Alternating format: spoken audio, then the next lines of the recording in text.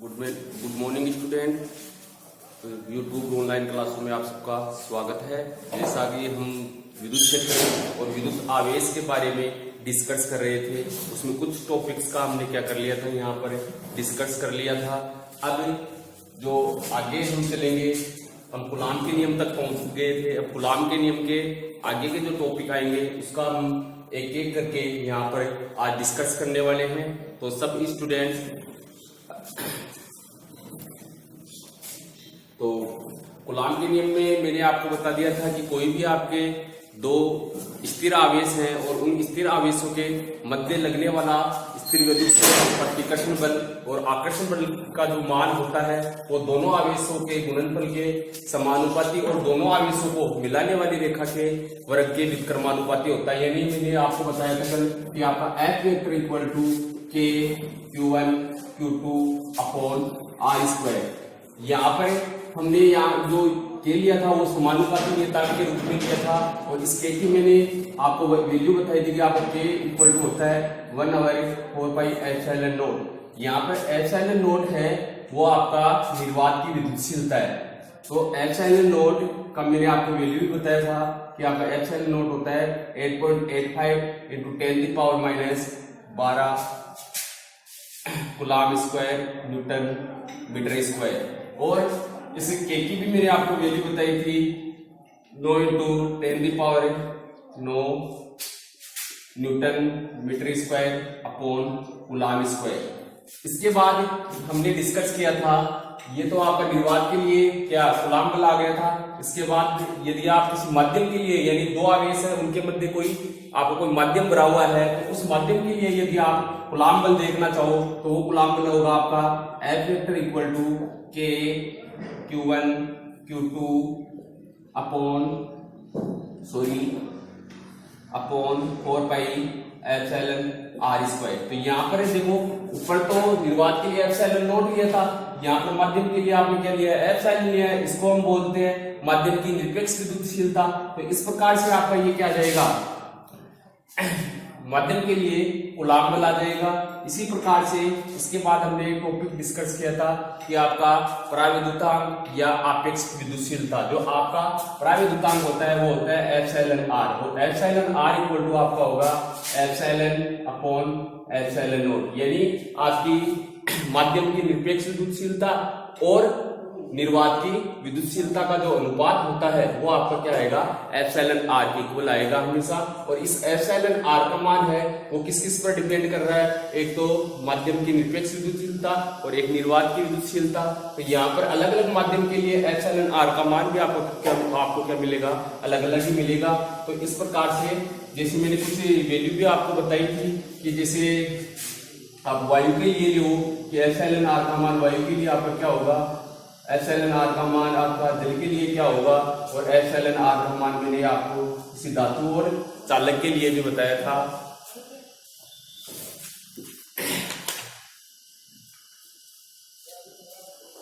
तो निर्वात के लिए जो आपका एप्सिलॉन आर का मान होता है वो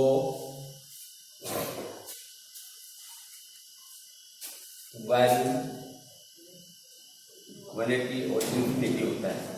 यहां तक हमने पिछली क्लास में क्या डिस्कस कर लिया था। अब आगे आज हम न्यू टॉपिक लेके डिस्कस करेंगे। तो ये जो कूलाम का नियम है वो आपका पिछली क्लास में कंप्लीट हो गया था।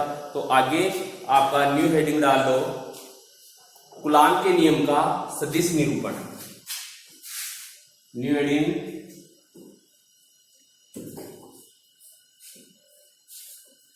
कूलाम के नियम का सदिश निरूपण। तो हेडिंग डालो यहां, कूलाम के नियम का सदिश निरूपण।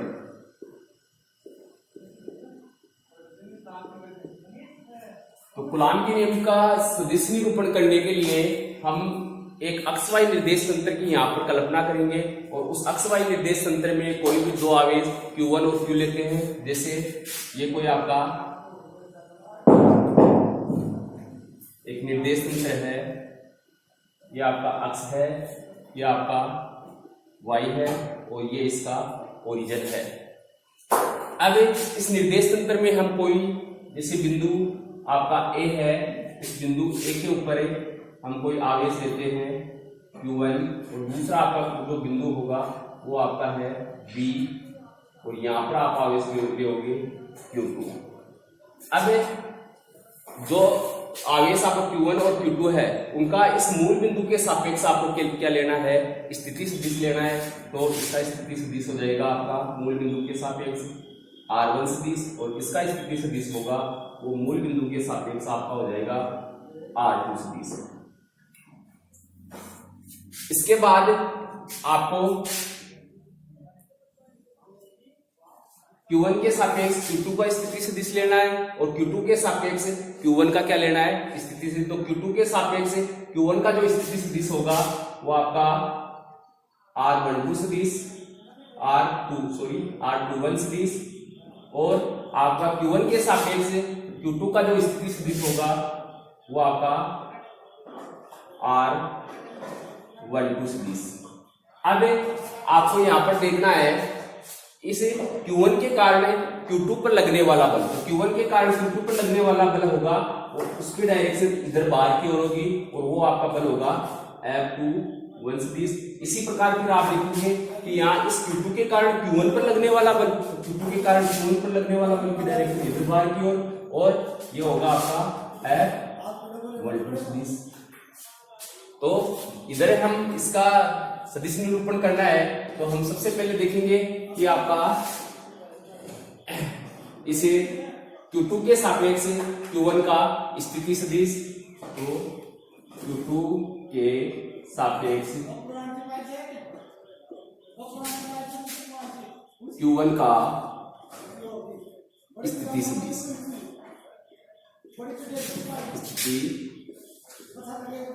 सदिश तो वो होगा आपका R21 सदिश और इक्वल टू ये आपका आ जाएगा R2 सदिश माइनस R1 सदिश। किससे आएगा ये? भाई अपने 11th क्लास में पढ़ा था आपने कि त्रिभुज के संयोजन का नियम था कि आपके दो क्रमांक भुजाओं क्या जो योग होता है वो 30 की विपरीत दिशा के बराबर होता है। तो दो क्रमांक भुजाएं आपकी हैं OA vector plus AB vector और इक्वल टू आपका होगा OB वेक्टर, यानी आपका इस प्रकार से आता है OA vector plus AB vector equal to आपका होगा OB वेक्टर।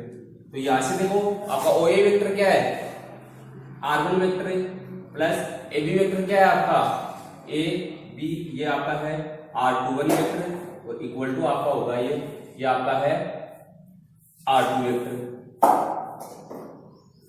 तो यहां से आपके पास क्या जाएगा R21 वेक्टर आ जाएगा। R21 वेक्टर देखो तो आपका R21 वेक्टर इक्वल टू क्या हो जाएगा R2 vector minus R1 vector. और यही मैंने यहां पर लिखा है कि आपका Q2 के सापेक्ष Q1 का स्थिति सदिश वो होगा आपका R21 vector equal to R2 vector minus R1 vector. तो अब आप देखोगे कि इस Q1 के कारण Q2 पर लगने वाला बल, तो नीचे लिखना है आपको कि Q1 के कारण Q2 पर लगने वाला बल, तो ये आपका बल हो जाएगा वो होगा F21 वेक्टर इक्वल टू, तो कूलम्ब के नियम क्या आएगा आपका Q1 Q2 upon 4 pi epsilon naught और ये आपका R21 वेक्टर के मैग्नीट्यूड का स्क्वायर और यहां पर इसकी डायरेक्शन आ जाएगी आपके पास R21 का के। तो ये आपकी R21 के क्या होगी F21 जो आपका फोर्स है उसकी क्या होगी, ये डायरेक्शन को क्या कर रहा है डिनोट कर रहा है। अब यहां से आप सबको पता है कि आपका जो R21 कैप है जो ये आपका इकाई सदिश है और इस इकाई सदिश की जो वैल्यू होती है आपकी R21 cap equal to R21 vector upon R21 vector का मैग्नीट्यूड। ये वाली वैल्यू यहां पर आप पुटअप करवाओ तो आपके पास आ जाएगा, इसको चुंकी करके लिख लेना तो R21 vector equal to Q1 Q2 upon 4 pi epsilon naught और ये आपका R21 वेक्टर के मैग्नीट्यूड का स्क्वायर और यहाँ इसकी जगह आपका आ जाएगा R21 वेक्टर और अपॉन आपका आ जाएगा R21 वेक्टर के का मैग्नीट्यूड। तो इस प्रकार से अब यहाँ पर ये आपका क्या हो जाएगा भाई, ये इससे मल्टीप्लाई हो रहा है तो स्क्वायर है तो इसकी जगह क्या आ जाएगा, क्यूब आ जाएगा।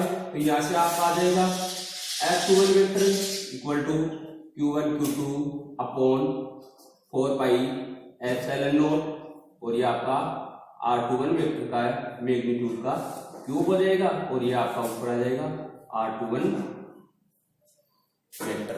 अब यहाँ पर देखना है आपको ये जो आपका ये R21 वेक्टर है, ठीक है, इस R21 वेक्टर की जगह हम क्या ले लेंगे, ये ले लेंगे R2 vector minus R1 vector.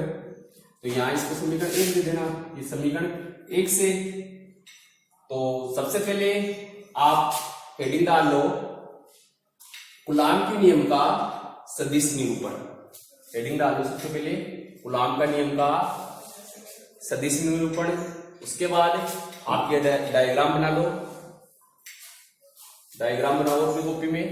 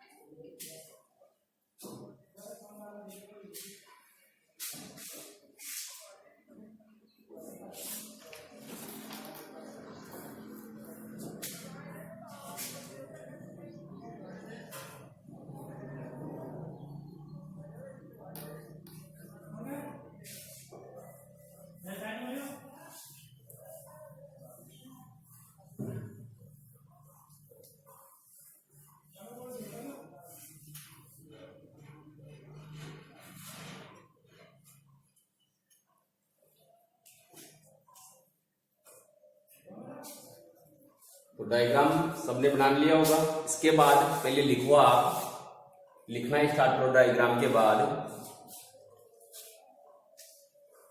देखो कूलाम के नियम, कूलाम के नियम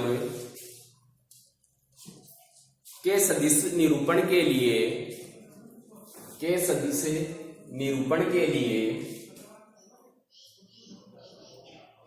माना एक अक्ष वाई निर्देश तंत्र में, अक्ष वाई निर्देश तंत्र में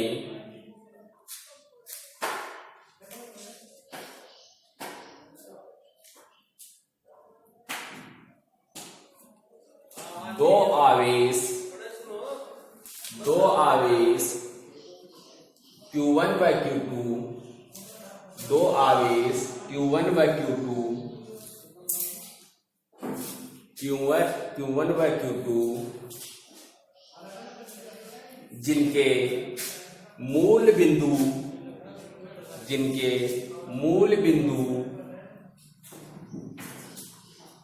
के सापेक्ष स्थिति सदिश R1 सदिश व R2 सदिश, R1 सदिश व R2 सदिश लेते हैं।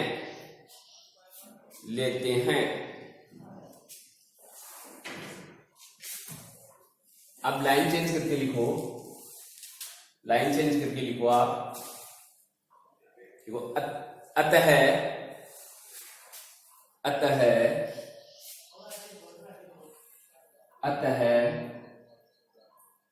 R2 सदिश के सापेक्ष R1 सदिश, R2 सदिश के सापेक्ष R1 सदिश का स्थिति सदिश R2 सदिश के सापेक्ष R1 सदिश का स्थिति सदिश, वो आएगा आपका, लिखो नीचे, R21 vector equal to R2 vector minus R1 vector.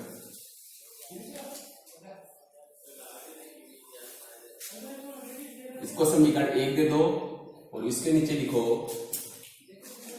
लिखो, अतः Q1 आवेश के कारण, अतः Q1 आवेश के कारण Q2 आवेश पर लगने वाला बल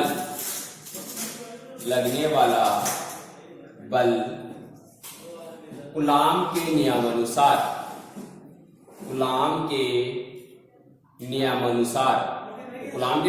क्या रहेगा आपका, ये लिखो नीचे, F21 vector equal to Q1 Q2 upon 4 pi epsilon naught R21 vector के मैग्नीट्यूड का स्क्वायर, और यहाँ इसकी डायरेक्शन दे देना R21 का के।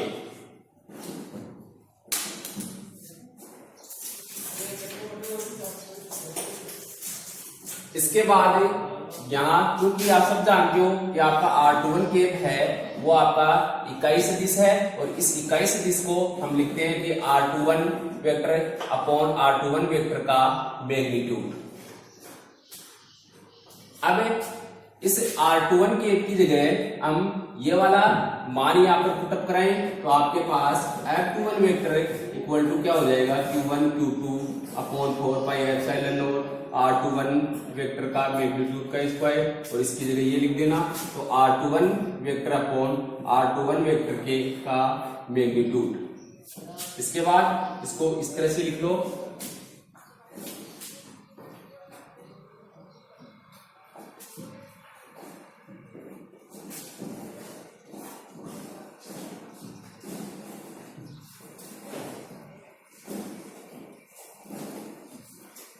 तो यहां तक हो गया होगा सबका। अब इसके आगे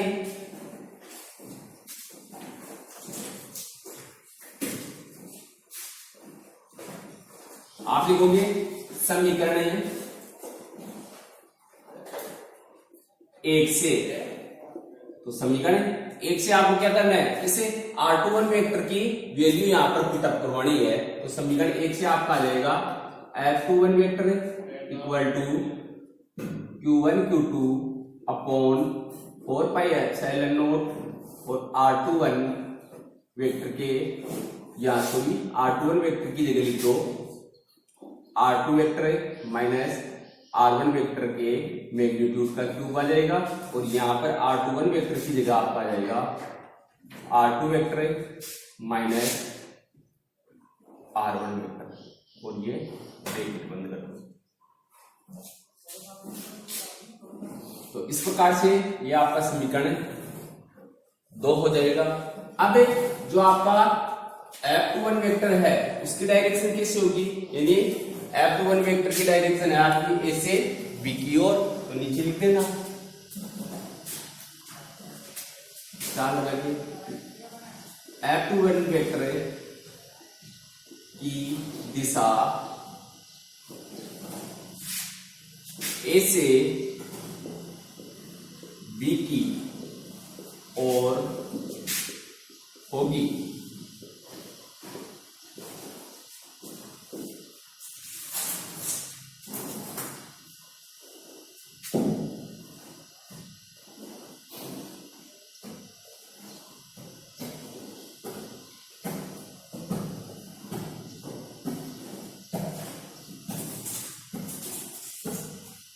हो गया यहां तक। अब पहले हमने क्या देखा था भाई, R2 का R1 के सापेक्ष स्थिति सदिश। अब आपका देखना है आपका R1 का R2 के सापेक्ष क्या देखना है, स्थिति सदिश। तो यहां नीचे लिखो, इसी प्रकार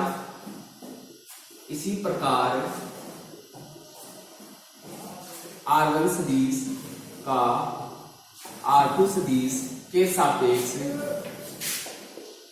के सापेक्ष स्थिति सदिश, स्थिति सदिश, तो क्या हो जाएगा R12 वेक्टर और R12 vector equal to R1 vector minus R2 vector. तो इसको आप समीकरण दे देना 3, ये लो समीकरण 3, ठीक है। अब नीचे लिखना, अतः यहां तक लिखो समीकरण 3 तक।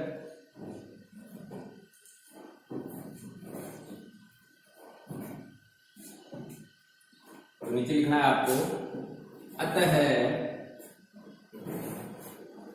Q2 के कारण Q1 पर लगने वाला बल, वही कूलॉम के नियम अनुसार लिख देना नीचे, कूलॉम के नियम अनुसार, तो वो आपका क्या हो जाएगा F12 vector equal to Q1 Q2 upon 4 pi epsilon naught, और यहां पर आ जाएगा आपका R12 वेक्टर के मैग्नीट्यूड का स्क्वायर, और डायरेक्शन दे देना आप R12 का कैप। अब चूंकि आप सब जानते हो कि आपका ये इकाई सदिश है, R12 कैप इक्वल टू आपके पास आ जाएगा R12 vector upon R12 vector का मैग्नीट्यूड। यहां तक लिखो, यहां तक लिखना है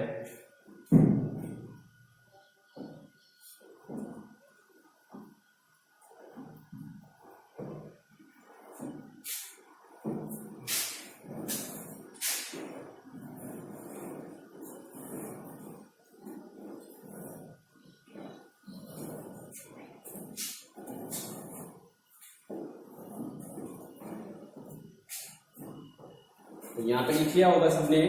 अब इसके बाद आप क्या करोगे, R12 कैप है, इसकी जगह ये वाली वैल्यू क्या करवा दो, पुटअप करवा दो, तो आपका आ जाएगा R12 vector equal to Q1 Q2 upon 4 pi epsilon naught, और ये आपका R12 वेक्टर के मैग्नीट्यूड का स्क्वायर, और इसकी जगह आपका आ जाएगा R12 vector upon R12 vector का मैग्नीट्यूड। तो यहां से आपका हो जाएगा R12 vector equal to Q1 Q2 upon 4 pi epsilon naught, और ये आपका R12 वेक्टर के मैग्नीट्यूड का क्या हो जाएगा, क्यूब हो जाएगा, और ये R12 वेक्टर। अब इसके बाद आप क्या करना है, समीकरण 3 से, तो समीकरण 3 में आप लोग के पास क्या है, R12 वेक्टर की वैल्यू है ये वाली वैल्यू, यहां पर क्या करवानी है आपको, पुटअप करवानी है, ठीक है। तो नीचे लिखना है समीकरण 3 से, तो समीकरण 3 से आपके पास R12 वेक्टर इक्वल टू क्या हो जाएगा, Q1 Q2 upon 4 pi epsilon naught, और इस R12 वेक्टर की जगह R1 vector minus R2 vector, और इसके मैग्नीट्यूड का क्यूब, और इसकी जगह आपका आ जाएगा R1 vector minus R2 vector, हो जाएगा।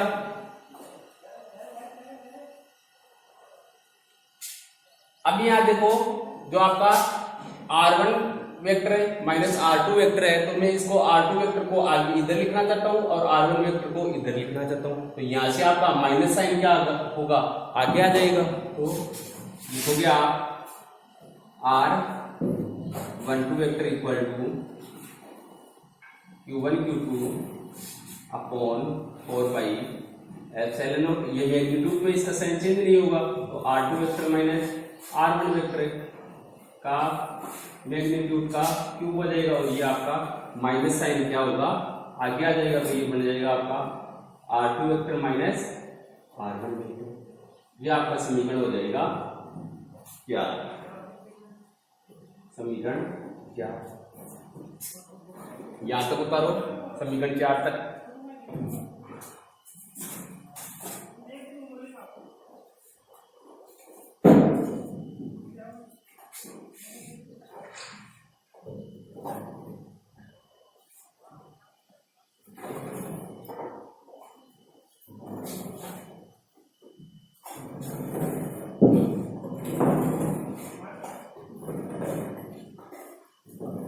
समीकरण 4 तक उतारो।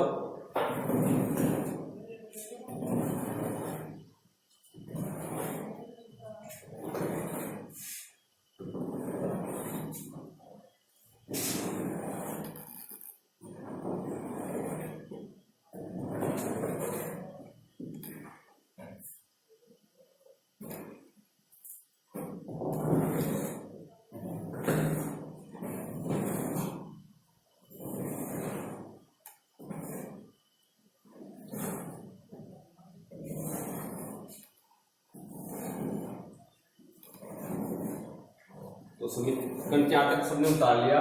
इसके बाद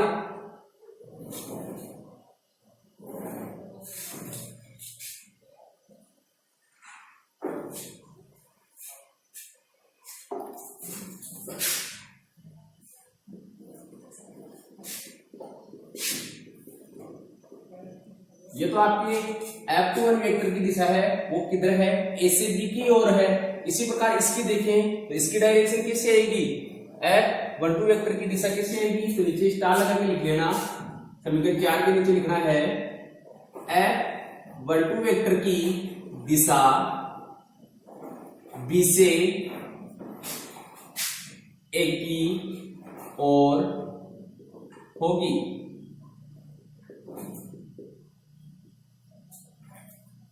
तो F12 वेक्टर की दिशा आपको मैंने बता दी कि आपकी बी से ए की ओर है। इसके बाद आप समीकरण 2 और 3 से करोगे तो दोनों की देखो दिशा क्या है भाई, परिमाण में दोनों क्या है, बराबर है, लेकिन दिशा दोनों की क्या आ रही है, विपरीत आ रही है। यानी आपका समीकरण 2 व 4 से, तो समीकरण 2 और 4 से आपको करना है। तो समीकरण 2 और 4 को देखो आप, तो ये आपके पास आएगा कि आपका F21 वेक्टर है वो equal to minus F12 vector. तो दोनों जो आपके फोर्स आ रहे हैं उनकी दोनों का जो परिमाण है वो तो दोनों का क्या आ रहा है, बराबर आ रहा है, लेकिन दिशा दोनों की क्या आ रही है, अपोजिट आ रही है। जैसा मैंने आपको लिखा है भी है कि आपका F2 वेक्टर की जो दिशा होगी वो ए से बी की ओर है और आपका F12 वेक्टर की दिशा बी से ए की ओर है, तो एक दूसरे की क्या होगी, अपोजिट डायरेक्शन होगी इसकी। तो आपका समीकरण 2 और 4 से आपका हो जाएगा F21 vector equal to F minus F12 vector. और यही आपका क्या है, कूलाम के नियम का सदिश निरूपण। यही आपका क्या होगा, कूलाम के नियम का क्या आ जाएगा, सदिश निरूपण आ जाएगा। तो यहां तक उतारो।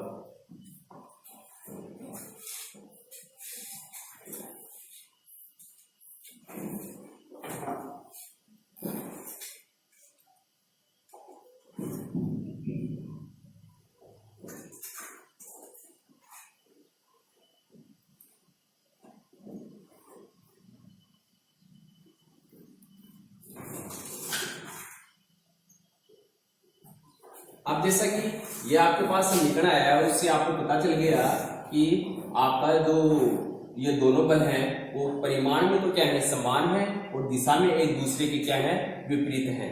तो ये जो आपका न्यूटन की गति का तृतीय नियम था, न्यूटन की गति का तृतीय नियम कौन सा, क्रिया प्रतिक्रिया का नियम, ठीक है। तो उसी की तरह क्या कर रहा है, कार्य कर रहा है। तो ये नीचे लिखो आप, नीचे लिखना है आपको, लिखो अतः दोनों आवेशों के कारण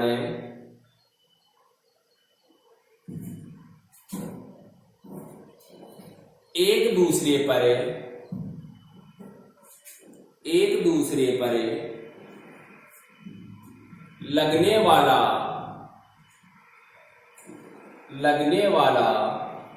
विद्युत बल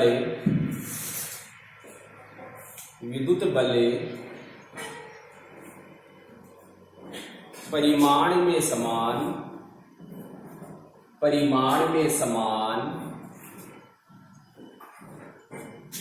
व विपरीत दिशा में होता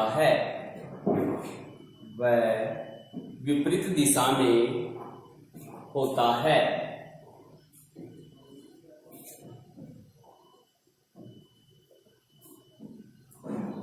अतः कूलाम का नियम अतः कूलाम का नियम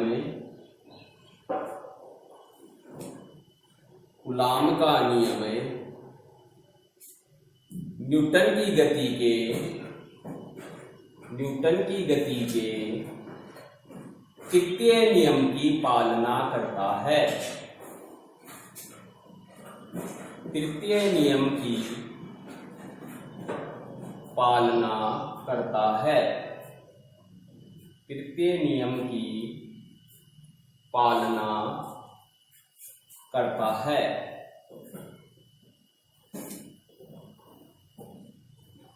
तो सबने लिख लिया होगा। तो यही अपना क्या था, कूलाम के नियम का सदिश निरूपण।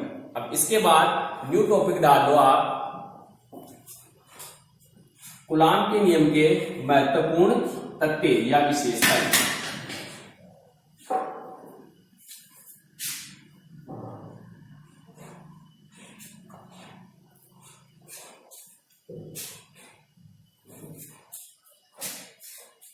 न्यू टॉपिक डालो, कूलाम के नियम के महत्वपूर्ण तथ्य या ब्रैकेट में लिख लो विशेषताएं।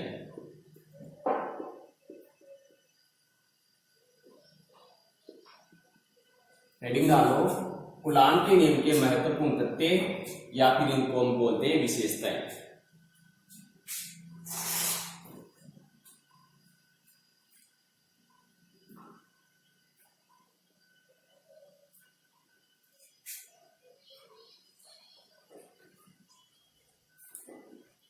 तो कूलाम के नियम की क्या क्या विशेषताएं हैं वो यहां पर हम एक एक करके लिखेंगे। तो नंबर 1, पहली जो हम विशेषता लिख रहे हैं, जो आपका कूलाम का नियम है वो स्थिर आवेशों के लिए हमेशा क्या होता है, लागू होता है। यानी आवेश आपके हैं वो गतिशील नहीं होनी चाहिए। आपके जो भी दो आवेश आप ले रहे हो वो क्या होनी चाहिए, स्थिर होनी चाहिए। तो कूलाम का नियम स्थिर आवेशों के मध्य हमेशा क्या होगा, लागू होगा। दूसरा जो आपका जो इसकी विशेषताएं हैं वो है, जो आपका कूलाम का नियम है वो न्यूटन की गति के तृतीय नियम की क्या करता है, पालना करता है। और जो आपका तीसरी जो इसकी विशेषता है वो आप बता सकते हो, जो कूलाम का नियम है, तो कूलाम का नियम आप सबको पता है कि आपका F वेक्टर इक्वल टू क्या होता है, Q1 Q2 upon 4 pi epsilon not R square. ठीक है, तो ये आपको क्या है, जो कूलाम का नियम है वो इस दोनों आवेशों की मध्य की जो दूरी है, तो दोनों आवेशों की मध्य, जैसे एक आवेश आपका Q1 है और दूसरा आपका आवेश क्या है Q2, तो मध्य की दूरी क्या है R। तो मध्य की दूरी के जो मध्य की दूरी है उसके वर्ग के क्या होता है, व्युत्क्रमानुपाती होता है। तो तीसरा आप लोग लिख सकते हो कि आपका जो कूलाम का नियम होता है वो दो आवेशों की मध्य की दूरी के वर्ग के व्युत्क्रमानुपाती होता है। इसका मतलब ये आपका व्युत्क्रम वर्ग के नियम की क्या करता है, पालना करता है। चौथी बात आप लिख सकते हो जो आपका कूलाम के नियम का स्थिर वैद्युतिकी में वही महत्व है जो गुरुत्वाकर्षण भौतिकी में न्यूटन की गति के नियमों का होता है। तो चौथी आप इसकी विशेषता लिख सकते हो कि स्थिर वैद्युतिकी में कूलाम के नियम का वही महत्व होता है जो गुरुत्वाकर्षण भौतिकी में न्यूटन के नियम का होता है। तो पांचवी बात आप लिख सकते हो इसके अंदर, जो आपका कूलाम का नियम है, यानी कूलाम के नियम के अनुसार दो आवेशों के मध्य लगने वाला जो स्थिर वैद्युत बल है F, वो इसके मध्य कोई एक अन्य कोई आवेश लेके आ जाए तो उससे ये प्रभावित नहीं होता है। जितना ये बल लगेगा उतना ही लगेगा, यहाँ से आप कितना भी आवेश लेके आ जाओ इनके मध्य तो इनसे ये क्या प्रभावित नहीं होगा। ठीक है, यानी दो आवेशों के मध्य आप कोई भी और तीसरा चार्ज लेके आ जाओ या तीसरा आवेश लेके आ जाओ, इससे आपका जो कूलाम बल है, ठीक है, कूलाम बल का मान है वो प्रभावित नहीं होता है। तो नंबर 1 लगा के लिखो। सबसे पहले नंबर 1 लिखो, कूलाम का नियम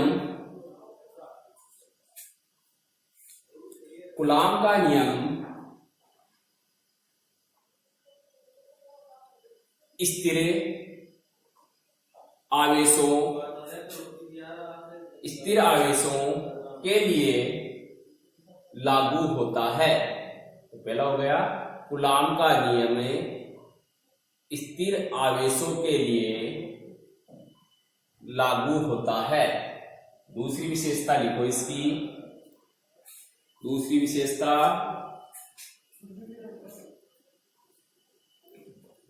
यह है न्यूटन की गति के तृतीय नियम की पालना करता है। यह न्यूटन की गति के तृतीय नियम की पालना करता है।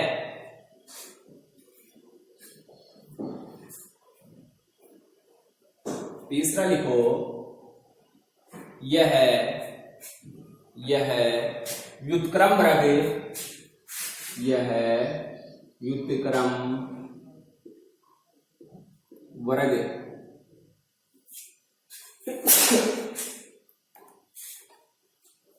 यह व्युत्क्रम वर्ग के नियम की पालना करता है।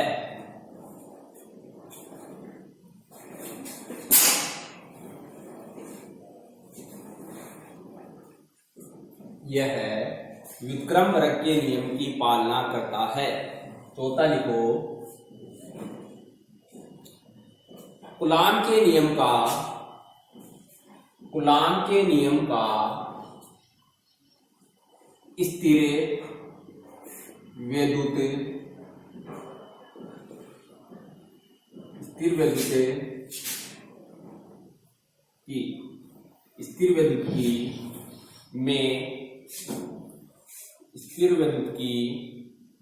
में वही महत्व है जो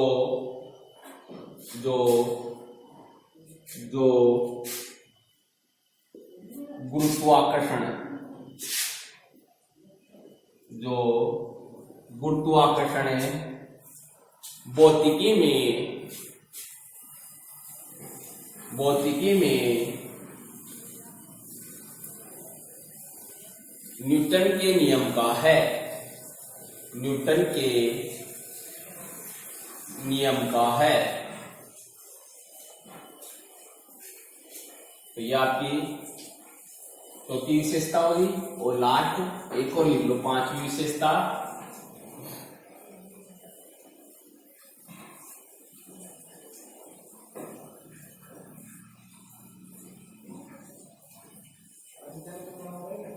देखो कूलाम के अनुसार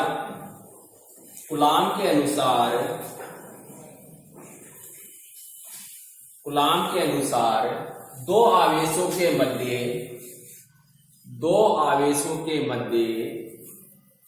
लगने वाला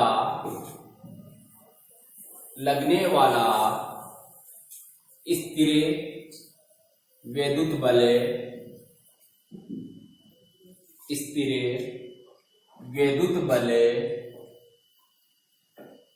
अन्य आवेशों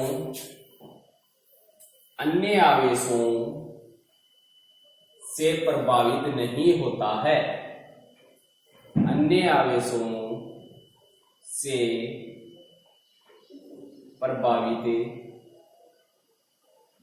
नहीं होता है। तो ये आपके कूलाम के नियम की महत्वपूर्ण क्या होगी, सत्य होगी या महत्वपूर्ण क्या होगी, 5 विशेषताएं होंगी। तो इन 5 विशेषताओं को आपको हमेशा ध्यान में रखना है। ठीक है, अब नेक्स्ट न्यू टॉपिक डाल लो।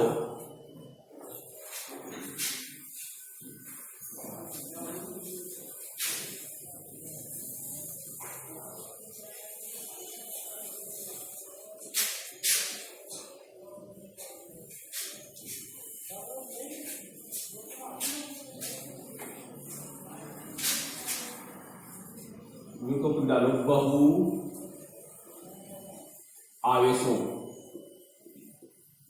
बहु आवेशों के कारण लगने वाला विद्युत बल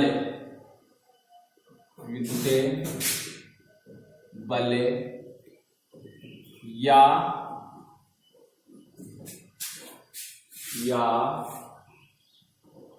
अध्यारोपण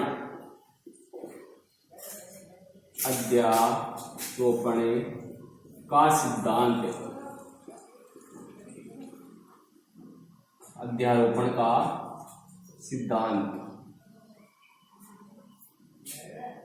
तो न्यू टॉपिक डालो, बहुआवेशों के कारण लगने वाला विद्युत बल, या फिर आप बोल सकते हो इसको अध्यारोपण का सिद्धांत। तो इसके लिए बहुआवेशों के कारण आपको लगने वाला विद्युत बल निकालना है, तो आप एक ऐसा निर्देश तंत्र लेोगे जिसके अंदर दो या दो से अधिक क्या होंगे, आवेश होंगे। इस प्रकार का आप निर्देश तंत्र लेना है आपको।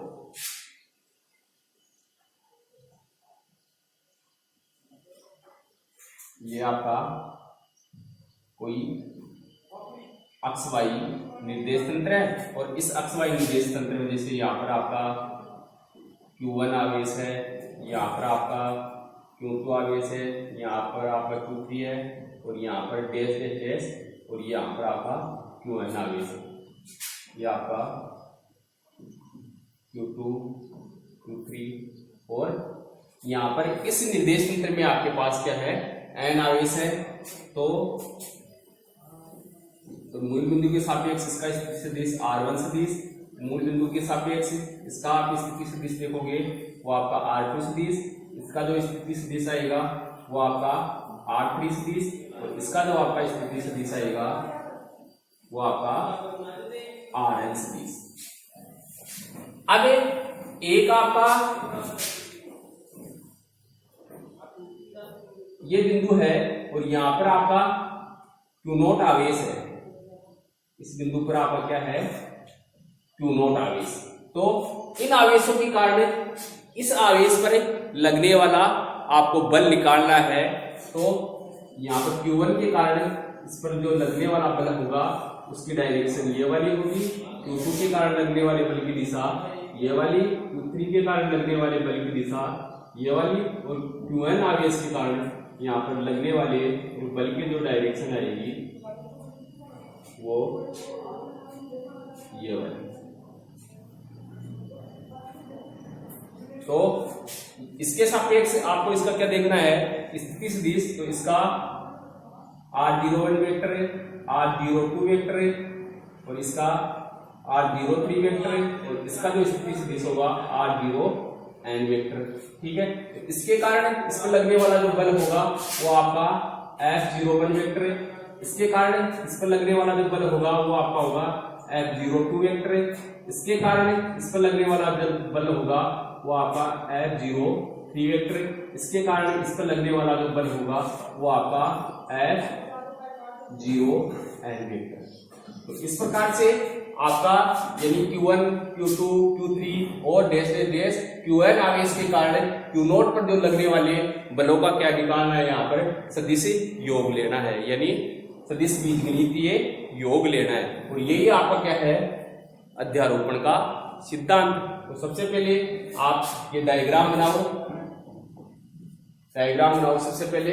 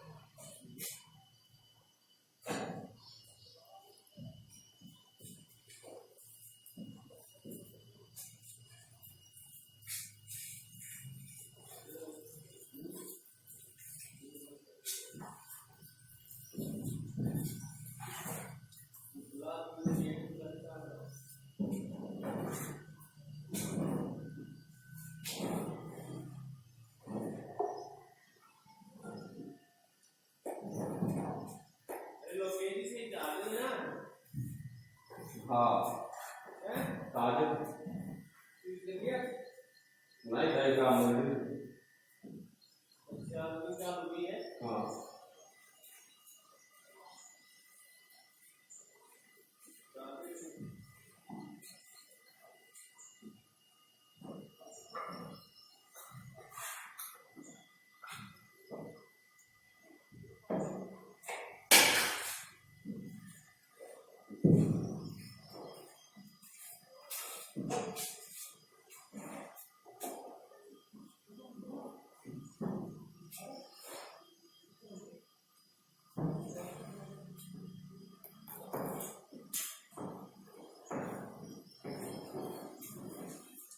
डायग्राम तुमने बना लिया होगा। अब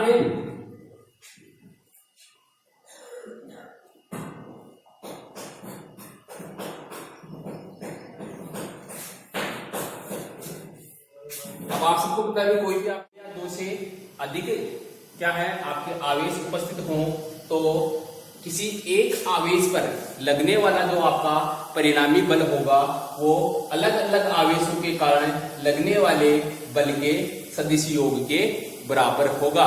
इसका मतलब आपके यदि आपके क्या है इस निर्देश यंत्र में Q1, Q2, Q3 और डैश डैश डैश Qn आवेश हैं और इनके स्थिति सदिश आपके R01 vector, R02 vector, R03 vector और R0n वेक्टर हैं। तो इसके कारण जो लगने वाला आपका परिणामी बल आएगा वो आपका F vector equal to F01 vector plus F02 vector plus F03 vector plus dash dash dash आपका F0n वेक्टर। इसके बाद आप सबको पता है कि जो आपका F01 वेक्टर है वो क्या है, यानी Q1 के कारण इसे Q0 पर लगने वाला बल। तो कूलॉम के नियम अनुसार कौन सा आएगा आपका Qi आपका जाएगा Q1 Q0 upon 4 pi epsilon naught और आपकी जो इसके मध्य की डिस्टेंस आएगी वो आपकी आ जाएगी R01 वेक्टर और इसका स्क्वायर और इसकी डायरेक्शन R01 के प्लस इसी प्रकार से आपको क्या करना है F02 लिखना है। तो F02 आपकी क्या है Q2 के कारण इस Q0 पर लगने वाला बल आएगा। तो Q0 पर लगने वाला बल होगा आपका Q2 Q0 upon 4 pi epsilon naught और ये आपका R02 वेक्टर के मैग्नीट्यूड का स्क्वायर और ये R02 के प्लस Q3 के कारण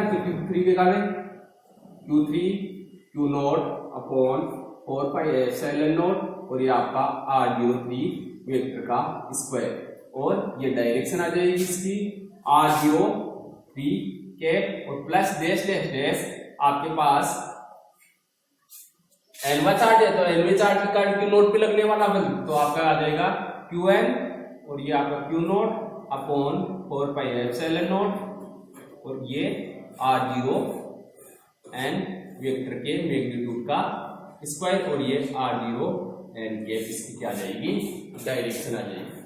इस प्रकार से हमने क्या लिख लिया है, ये आपका सभी आवेशों के कारण जो लगने वाला बल है उसका योग यहाँ पर लिख लिया। तो यहाँ पर इसमें देखना है आपको कि कॉमन क्या चीज आ रही है, उस चीज को क्या कर लो कॉमन ले लो। इसमें कॉमन क्या आ रही है भाई, यहाँ एक Q0 सब में आ रहा है तो Q0 को कॉमन ले लो बाहर, ये लो Q0 और एक आपका 4 पाई एप्सिलॉन नॉट कॉमन आ रहा है तो इसको भी क्या कर लेते हैं कॉमन ले लेते हैं। तो ये 4 पाई एप्सिलॉन नॉट और यहाँ पर ब्रैकेट में यहाँ पर आपका बच जाएगा Q1 अपॉन R01 वेक्टर के मैग्नीट्यूड का स्क्वायर और ये आपका R01 के प्लस यहाँ पर आपका बच जाएगा Q2 अपॉन R02 वेक्टर के मैग्नीट्यूड का स्क्वायर और ये आपका R02 के प्लस यहाँ पर आपका बच जाएगा Q3 अपॉन R03 वेक्टर इसके मैग्नीट्यूड का स्क्वायर और ये आपका R03 के और प्लस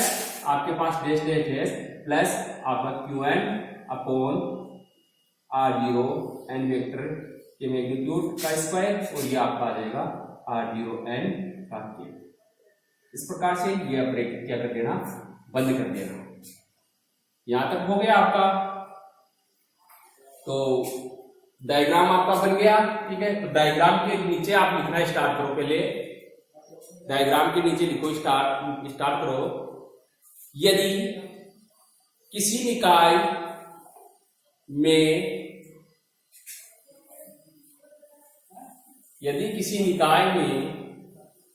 दो या दो से अधिक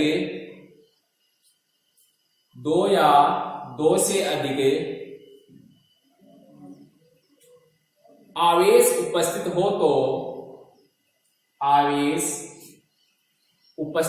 तो किसी एक आवेश पर लगने वाला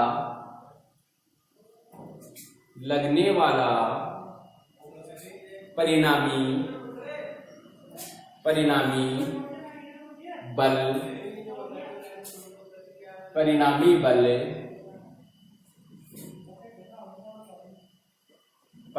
बल अलग अलग आवेशों के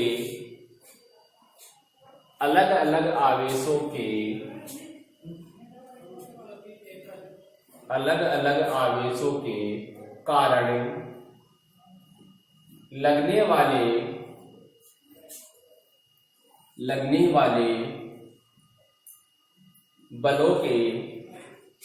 लगने वाले बलों के सदिश योग के बराबर होगा।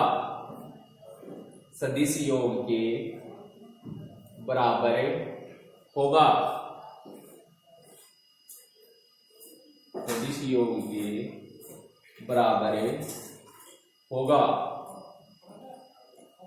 अर्थात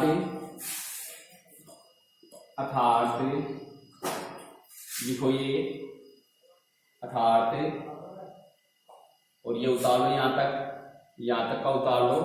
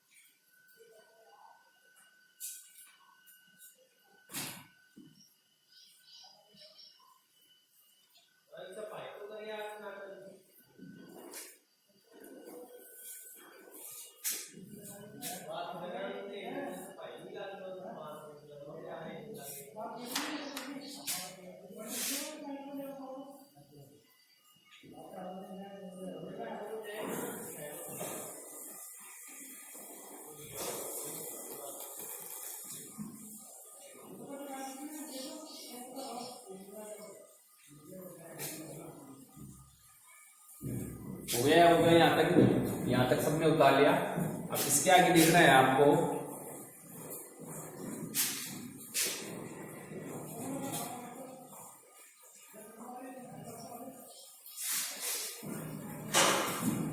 अब देखो यहां तक आपने उतार लिया। अब Q0 अपॉन 4πε0 के आगे आपके पास एक सीरीज आ रही है, तो इस सीरीज को आप क्या कर लो, समीशन के अंदर लिख लो, तो आपका आ जाएगा F vector equal to Q0 upon 4πε0 और ये आपका समीशन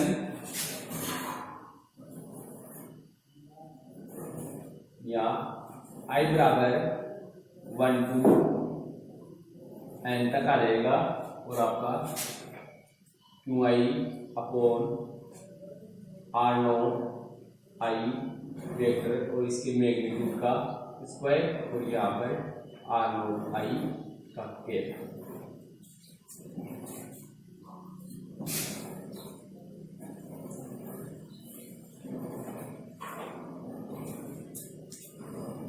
तो ये आपके पास क्या हो गया, जो अध्यारोपण का सिद्धांत है उससे बहुआवेशों के कारण लगने वाला जो बल है वो आपके पास आ गया। तो यहां तक कर लो इसको।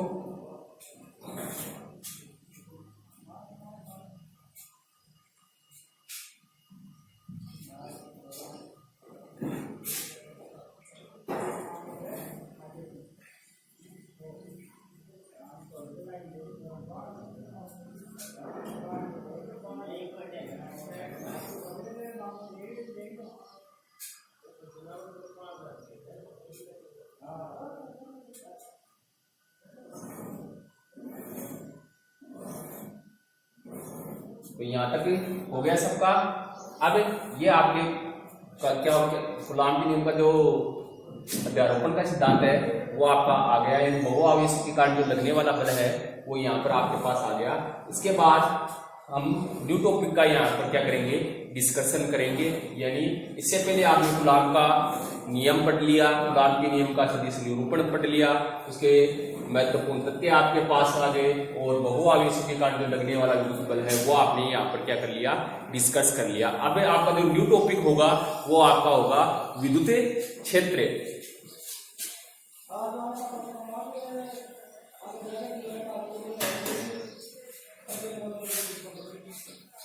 न्यू जो आपका टॉपिक होगा वो है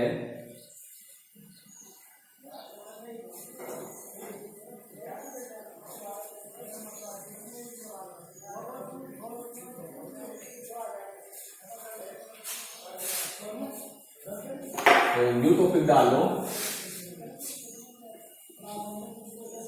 विद्युत क्षेत्र,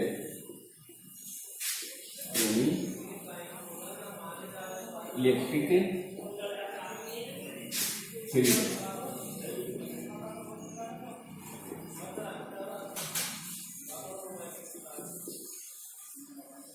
विद्युत क्षेत्र न्यू टॉपिक डालो। अब देखो स्टूडेंट्स, जैसे मैं आपको यहाँ पर नोट्स लिखवा रहा हूँ तो सबसे पहले आपको मैं समझाता हूँ, तो समझाने के बाद आपको क्या करता हूँ, लिखाता हूँ। तो सबसे पहले आपको ये ध्यान रखना है कि सबसे पहले यहाँ पर आप जो मैं करवा रहा हूँ उसको समझो, और जब लिखवाना होगा तब मैं आपको बोल दूंगा लिखना स्टार्ट करो। तो सबसे पहले तो आप क्या कर लो, हेडिंग डाल लो। अब उसके बाद आप जो आपका विद्युत क्षेत्र है उस चीज को क्या करना है, आपको समझना है।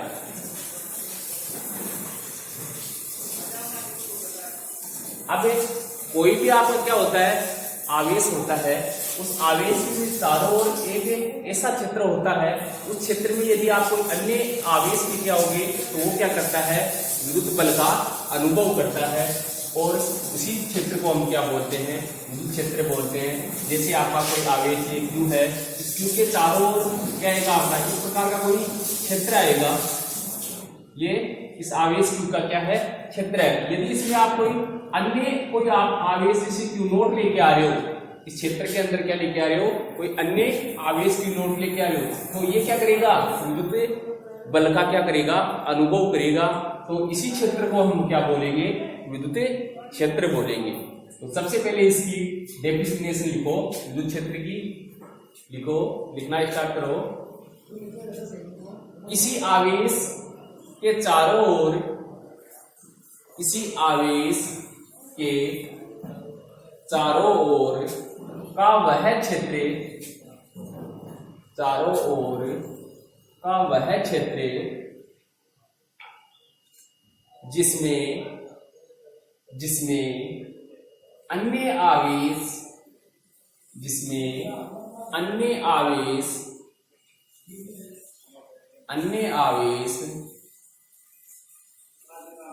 लाने पर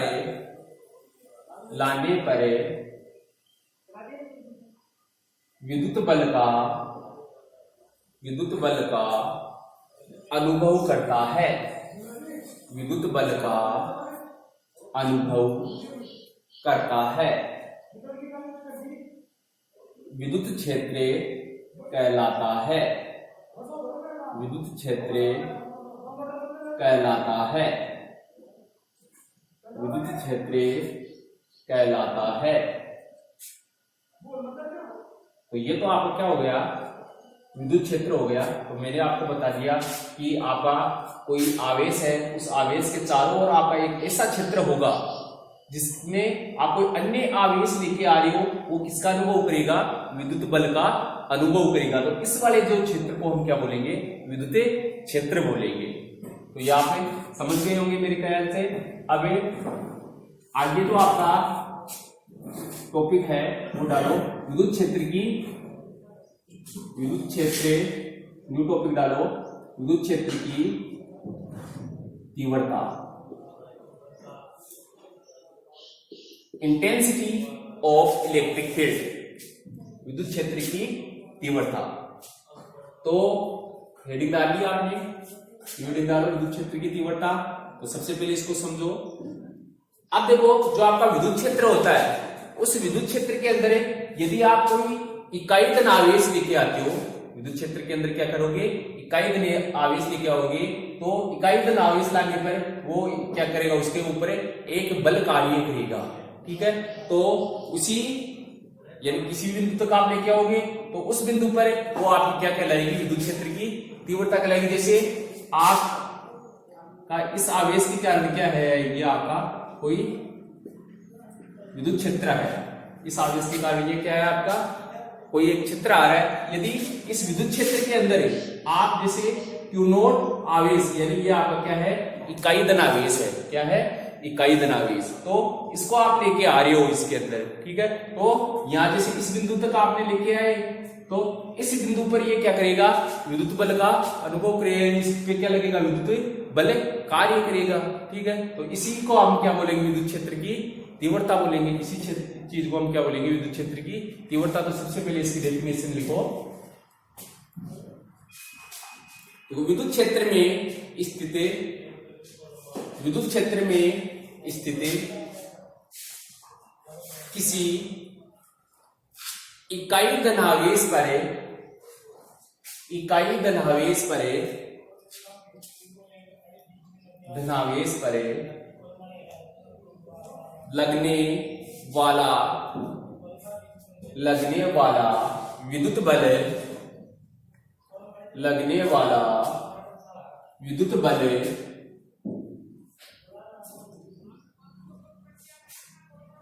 उस बिंदु पर विद्युत क्षेत्र की तीव्रता कहलाता है। उस बिंदु पर विद्युत क्षेत्र की तीव्रता कहलाता है।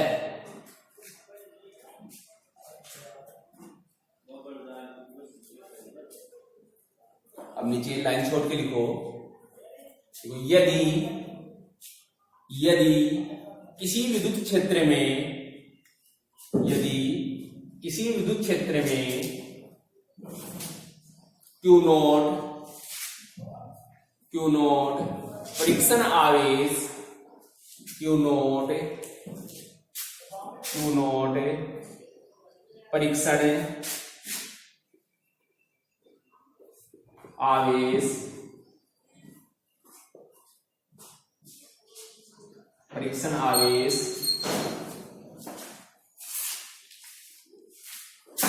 परीक्षण आवेश पर लगने वाला बल, पर लगने वाला बल F सदिश, पर लगने वाला बल F सदिश हो तो विद्युत क्षेत्र की तीव्रता, हो तो विद्युत क्षेत्र की तीव्रता, तो विद्युत क्षेत्र की तीव्रता होगी आपको वो F सदिश, और F सदिश इक्वल टू आपका होगा, सॉरी इस सदिश और इस सदिश इक्वल टू आपका होगा F सदिश अपॉन Q0।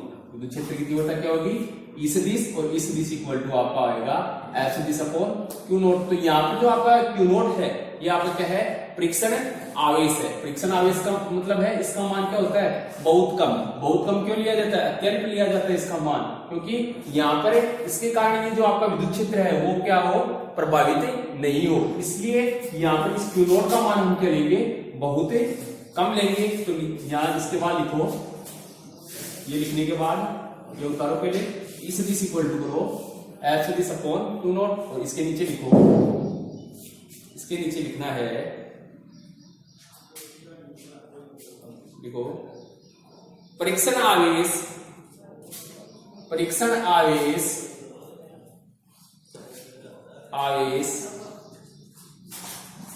Q0 का मान, Q0 का मान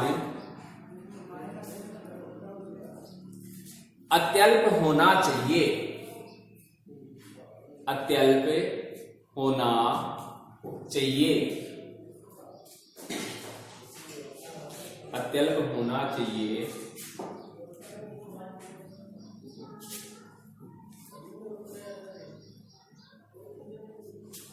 अन्यथा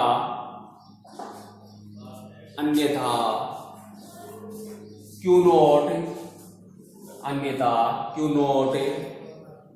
अपने क्षेत्र द्वारा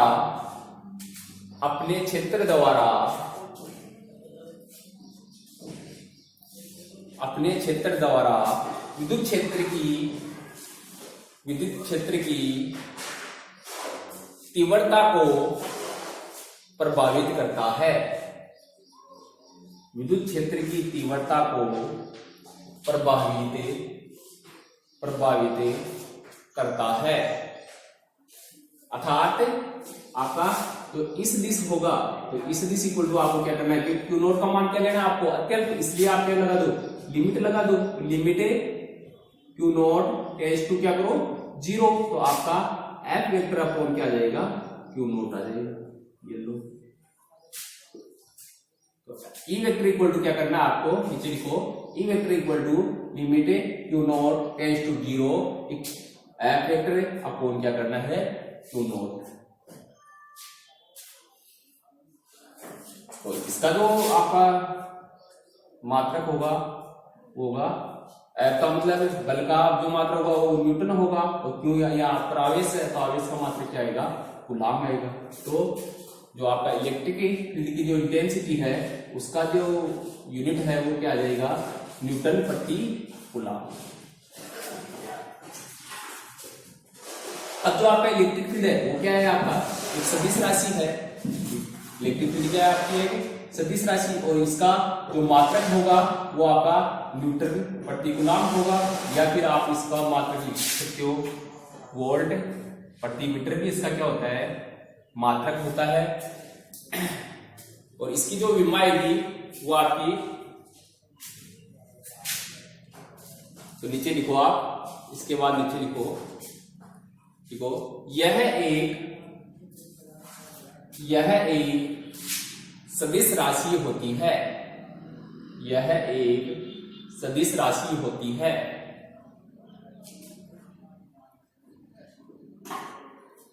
इसकी दिशा बल की दिशा की ओर, इसकी दिशा बल की दिशा की ओर, ब्रैकेट में लिखो धनावेश से ऋणावेश की ओर, ब्रैकेट में ये लिख लो। इधर होगी इसकी दिशा धनावेश से ऋणावेश की ओर, तो ब्रैकेट में लिख लो होती है, बल की दिशा की ओर होती है।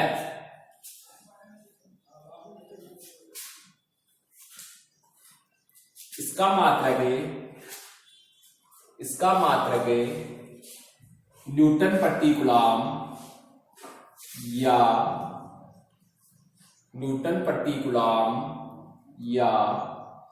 वोल्ट प्रति मीटर होता है।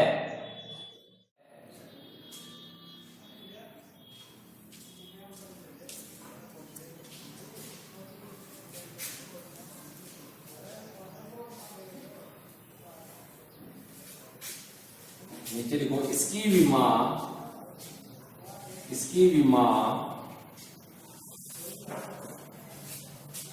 M1 L1 T-3 A-1, इसकी विमा M1 L1 T-3 A-1 होती है।